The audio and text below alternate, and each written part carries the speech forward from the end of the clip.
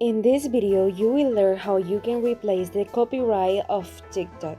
It happened that since TikTok has closed its contract with a certain music company, we had the problems, and in certain videos we have had problems that they are not monetized etc.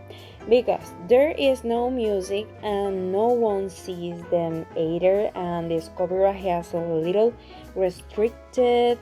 And more than anything, if you have made many videos, it happens that is this one, which is my TikTok. I have this one that is modded to replace the copyright. What we are going to go to where it says change music or replace music. This is below, then, and we will have the option to select a new song, volume down, and save your sound change. And this is all.